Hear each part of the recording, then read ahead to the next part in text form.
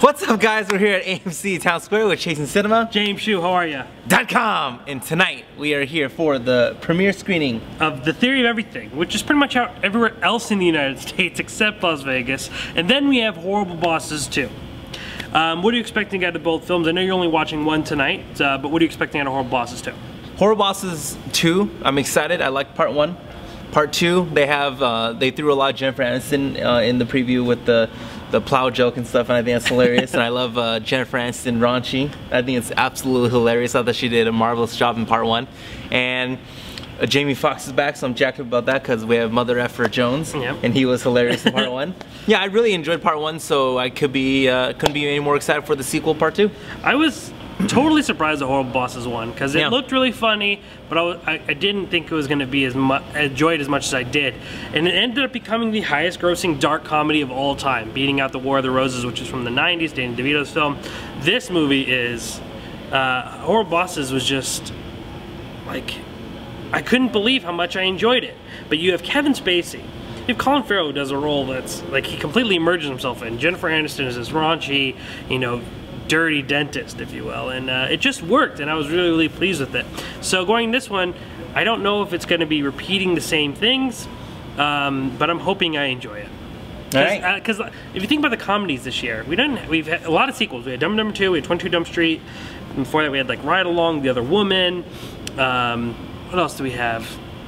I can't even think. You know, it wasn't a very strong year for comedies. I was definitely crying more in the theaters than I was laughing. Neighbors. So, yeah, Neighbors. Neighbors was probably one of the better ones I've seen so far this year. So I'm excited for this film. Theory of Everything is a major, major talk for the Oscars. It's going to be a huge movie, the story of Stephen Hawking. But most brilliant man on the planet? Most brilliant man on the planet. But it's actually based on a memoir that his wife wrote, Traveling to Infinity with Stephen by Jane Hawking, who is his former wife, and tells a story about how, you know, their relationship. So I'm very, very excited to see that. So I'm excited to see both of these. All right, well, we're gonna be back. We can see how the movies are. Both are about 2 hours, and we'll see how it goes. All right, so we just got out of the films. I didn't get to see The Theory of Everything, Stephen Hawking's Chasing Cinema. But I know you will. I will. How is it? Theory of Everything. Wow. I mean, easily one of my favorite films of the year.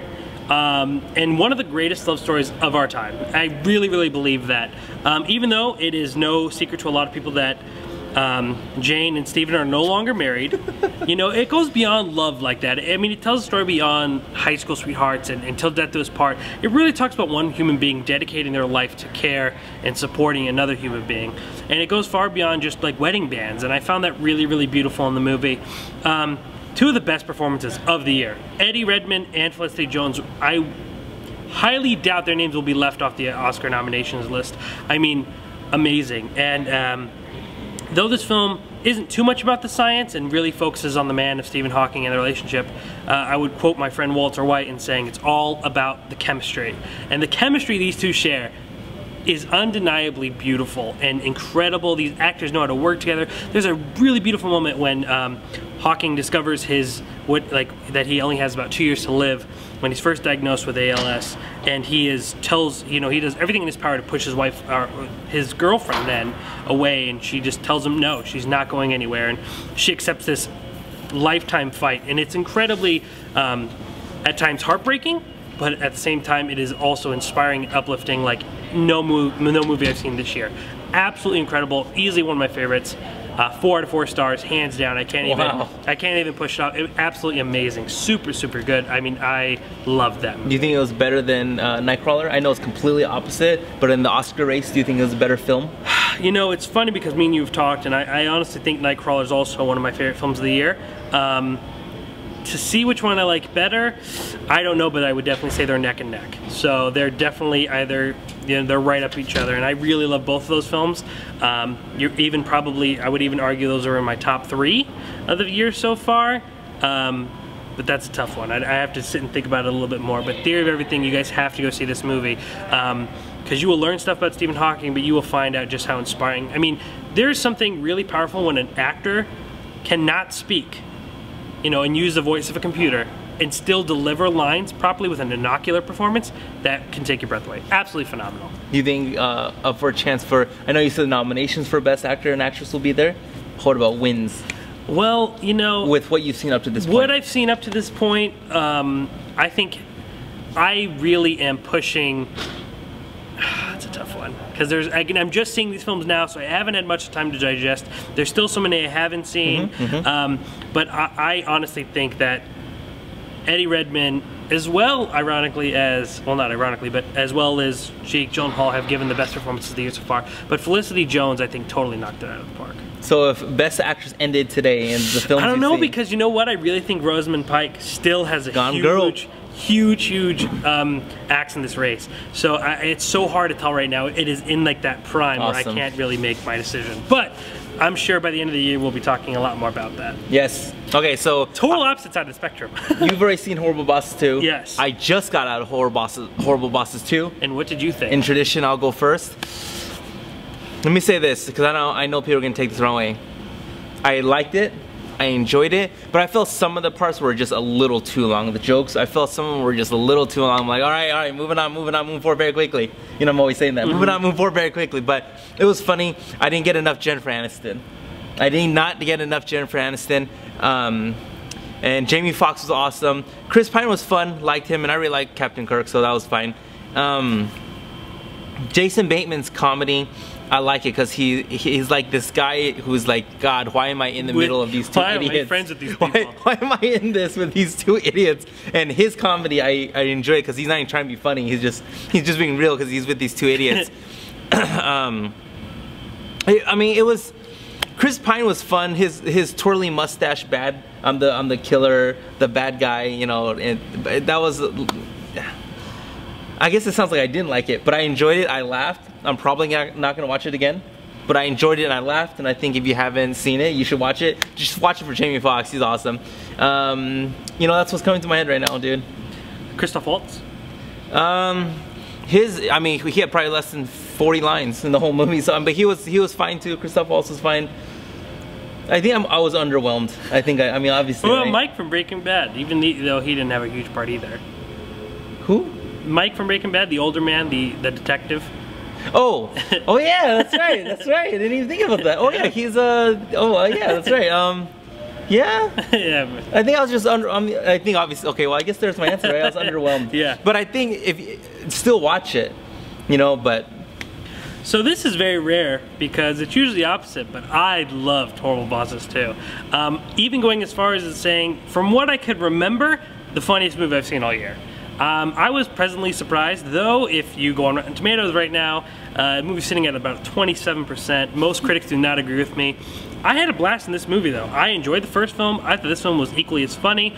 I understand that they could have cut out, you know, there are some parts that could have cut out. However, I thought that was their advantage when they used Jennifer Aniston so little. I thought that it made her work better instead of having her in every scene and, you know, using her a little bit too much.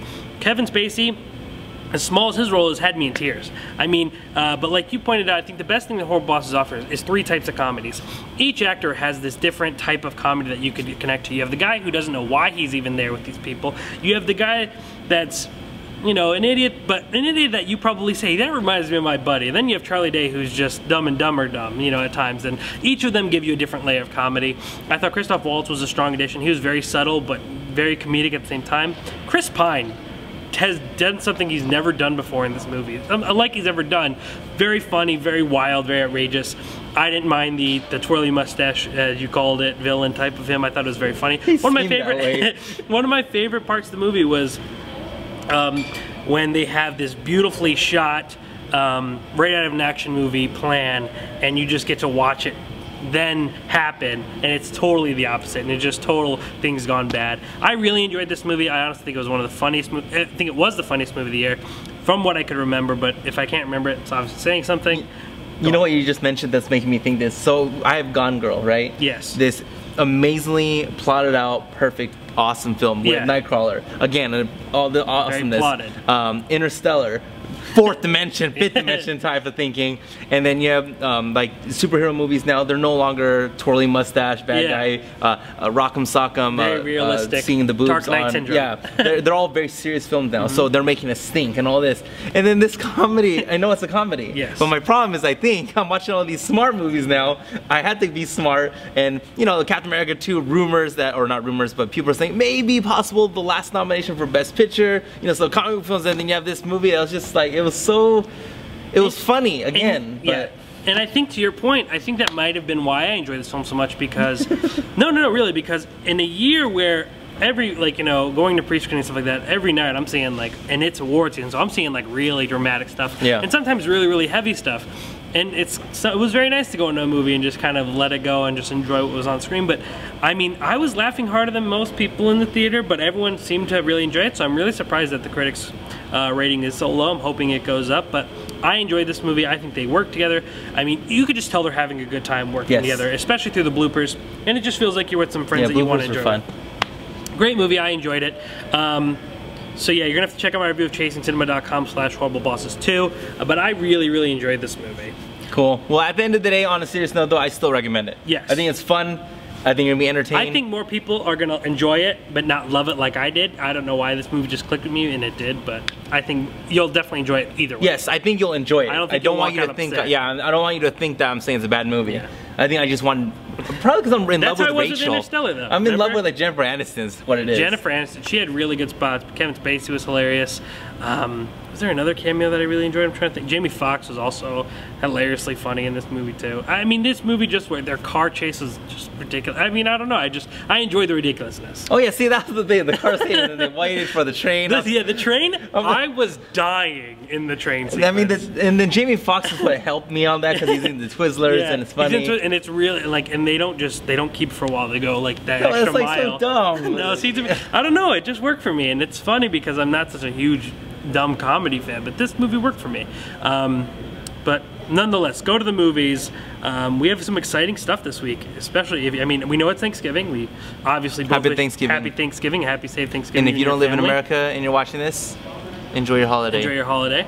But Friday, well, I mean, depending, if you're watching us from Las Vegas, never mind. But if you're watching us from another state and you're lucky enough to be in a state where you could sit in Regal and watch the Star Wars trailer. The AMC will have the Star Wars trailer too. Okay. But it's only selected, but I don't think in America we have it. I mean in Las Vegas. In Las Vegas we don't have it. The state of Nevada does not have it. I think there's 9 states that are selected. So if you're one of those lucky, I mean, go to the theater and watch that trailer. Star Wars, unfortunately, I highly doubt me and Mr. Shu will be able to wait, and I'm sure we'll have to watch on the internet before. I'm gonna watch it on the bootleg internet. I don't get from a cell phone. Yeah, I don't know if I can wait.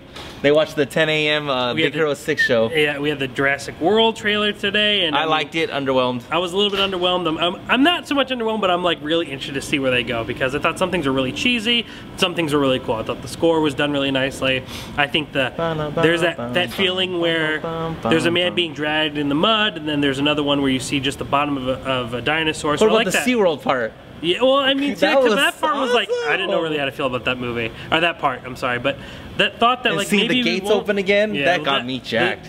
Seeing the gates really pumped me up too, but I mean, I don't know, like after the 3 movies, did we not learn that Jurassic Park is probably not the best idea? I mean, I'm really interested to see where this movie goes, and some of the dialogue is a little bit cringeworthy, but again, that's a movie we're just gonna have to wait for. It's Star-Lord, it's okay. Star-Lord.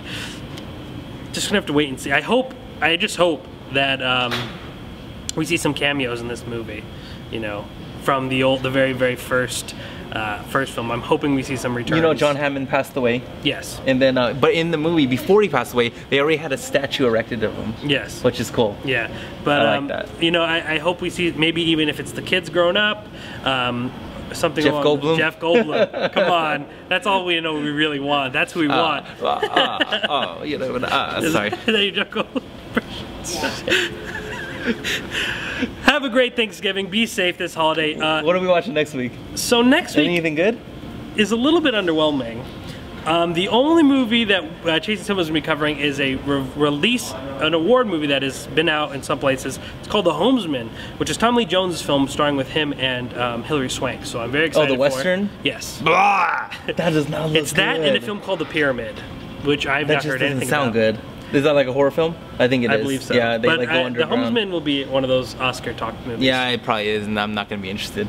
All right. But the next week, After that, we have, oh man, we have so much stuff coming out. We have Exodus, Exodus.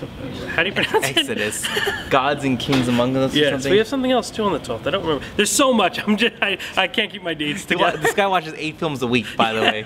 I can't keep it together. And I do 1. But All right, we'll guys. be here either way. Appreciate everybody. Thank you guys for watching the Film Lovers website.